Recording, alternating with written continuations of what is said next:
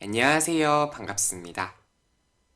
한 번에 합격하는 IT 큐항쇼 2016. 자, 이번 시간은 여러분들과 제가 만나는 첫 번째 시간입니다. 자, 온라인상이지만 이렇게 온라인상으로, 인터넷상으로 만나뵙게 되어서, 인사드리게 되어서 진심으로 반갑습니다.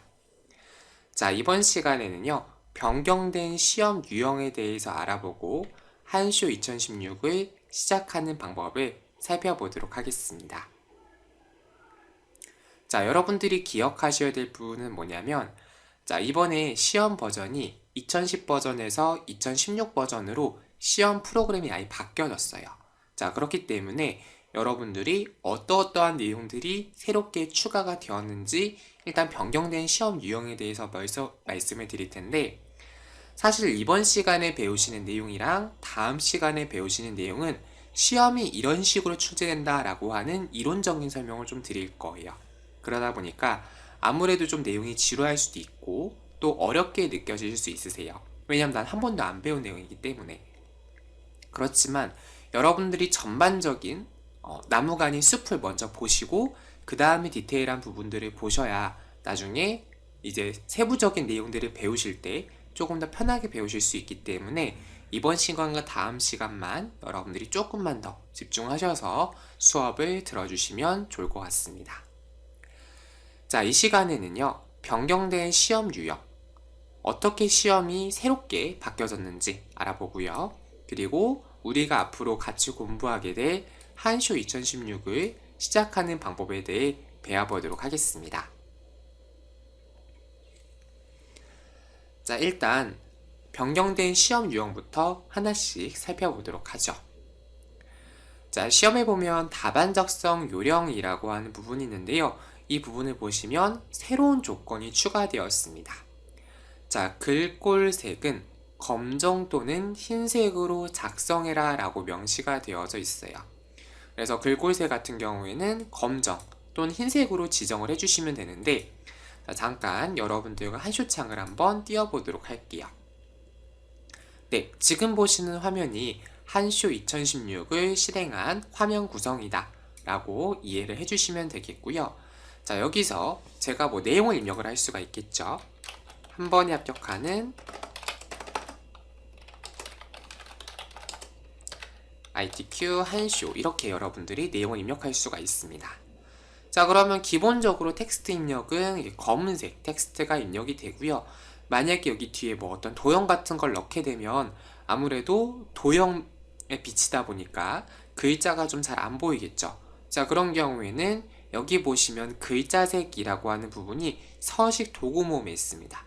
클릭을 해주시면, 자, 흰색이 가장 첫 번째로 있고요. 그 옆에 검은색이 있죠. 그래서 이렇게 두 가지, 흰색, 검은색이 바로 눈앞에 있으니까 이 두 가지 색을 사용해서 글자색을 지정해 주시면 되겠습니다.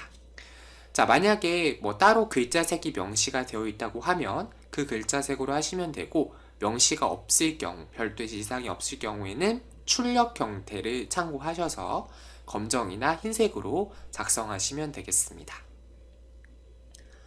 자, 그 다음에 이제 전체 구성적인 부분이 나오게 되는데요. 전체 구성이라고 하는 거는 이제 우리가 시험 문제를 작성할 때 전체적인 환경 설정, 세팅과 관련된 부분이라고 이해를 하시면 되겠습니다. 그래서 이제 우리가 총 슬라이드를 6개를 만들게 돼요. 그러니까 슬라이드라고 하는 거는 우리가 한글이나 워드에서는 이 한 장 한 장에 대해서 페이지 혹은 장이라는 개념을 사용을 하죠. 근데 저희 한슈에서는 이 한 장 한 장의 화면을 슬라이드라고 하는 표현을 사용하게 됩니다. 슬라이드. 그래서 우리 같은 경우에는 1번 슬라이드 이렇게 선택을 해주신 다음에 엔터키를 따다다다다 이렇게 눌러주시게 되면 슬라이드를 여러분이 이렇게 추가할 수가 있어요.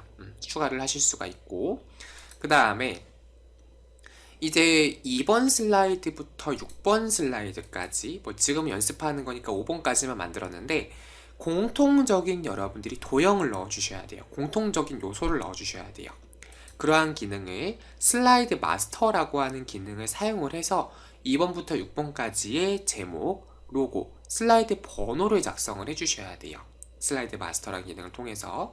자, 그런데 그 슬라이드 마스터에 제목이라고 하는 부분이 있어요. 여기 제목을 입력하십시오. 이 제목 부분이 있는데 이 제목 부분을 굴림의 40포인트 흰색, 이건 바뀔 수 있어요. 앞에 있는 글자 조건은 바뀔 수 있고요. 자, 뒤에 있는 조건이 좀 중요하죠. 자, 뒤에 있는 조건 중에 자, 제목에다가 도형을 같이 넣습니다. 자, 무슨 말이냐면 자, 입력에 들어가시면 이렇게 도형을 그냥 넣을 수가 있겠죠. 도형을 넣을 수가 있는데 자, 도형을 넣게 되면 희미하지만 이렇게 바깥쪽에 이렇게 테두리 경계선이 있어요. 외곽선이 있습니다. 그런데 이 외곽선에 대해서 어떻게 하라는 거예요? 선을 없애버리라는 거죠. 자, 선을 없애라고 하는 거는 채우기 색을 없애라는 뜻이 아니고 이 바깥쪽에 있는 외곽선, 이 부분을 투명하게 처리해라. 그러니까 선을 없애라라는 의미라고 이해를 하시면 되겠습니다. 그래서 여러분들이 앞으로 수업을 진행하면서 자세하게 배우시겠지만 지금은 도형에 들어가 보시면 도형 윤곽선이라고 하는 부분이 있어요. 이 부분을 클릭을 해주시면 없음이 있습니다. 없음. 그러니까 선을 없애겠다라는 거겠죠. 이렇게 선택을 해주시게 되면 도형의 윤곽선이 없어진다라고 하는 거죠. 이렇게 한다는 게 이제 선 없음이 되는 거고, 가운데 정렬이라고 하는 거는 뭐냐면 자, 데이터가 이렇게 있잖아요. 제목을 입력하십시오. 자, 이 부분에 대해서 현재는 데이터가 가운데 정렬이에요. 그런데 여기 있는 왼쪽 정렬을 선택을 하거나 오른쪽 정렬을 선택을 해서 왼쪽이나 오른쪽으로 이렇게 배치를 변경할 수 있다라고 하는 의미이고요. 여기서 가운데 정렬을 선택을 하시게 되면 데이터가 정가운데 입력이 된다라는 의미라고 여러분들이 판단을 하시면 되겠습니다.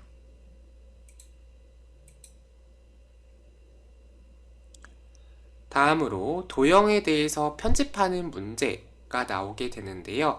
자, 그 부분을 조금 더 여러분들과 디테일하게 살펴보도록 하겠습니다.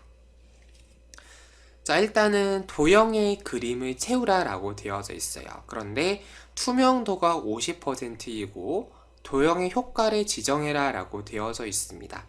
자, 이거는 무슨 말이냐면 자, 우리가 이렇게 도형을 아까 삽입을 했잖아요. 그죠? 자, 그러면 도형 탭, 이렇게 도형을 선택을 하면 도형 탭이라고 하는 메뉴가 활성화가 됩니다. 여기서 왼쪽에 보시면 도형 속성이라고 하는 메뉴가 있는데요.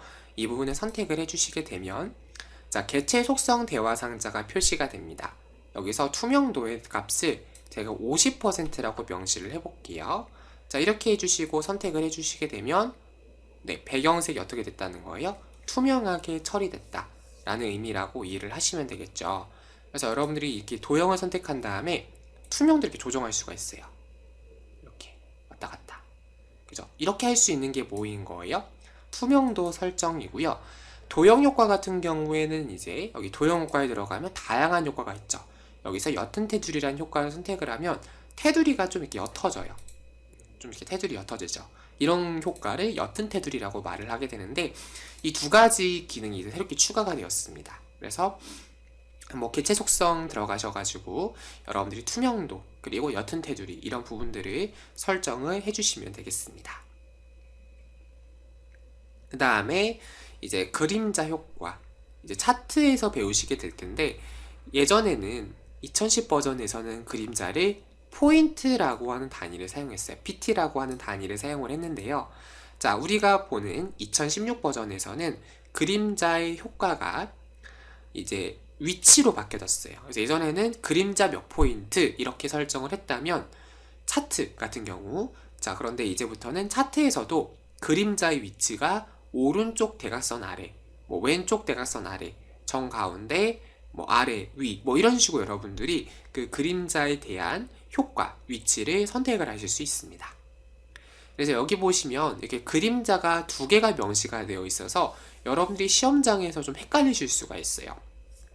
그럼 그림자를 두 개를 설정하라는 건가? 라고 이해하실 수가 있는데 자, 시험 조건 자체는 위에 있는 그림자 오른쪽 대각선 아래 얘가 맞고요. 이 꺽쇠 안에 그림자 2포인트라고 써있는 거는 9버전 2010 버전 응시자를 위해서 이렇게 꺽쇠로 표시를 한 거다 라고 이해를 하시면 되겠습니다. 근데 2010 버전 같은 경우에도 2021년까지만 볼 수 있기 때문에 이제 그 이후부터는 이제 볼 수가 없잖아요. 그렇기 때문에 이 그림자 2포인트라고 하는 의미는 여러분들이 신경 쓰지 않으셔도 되겠습니다. 그 다음에 도형에 대해서 편집하는 부분에 대해서 배우시게 될 텐데, 도형 스타일 같은 경우에는 자, 지금 보시면 다양한 형태의 도형 스타일이 있죠.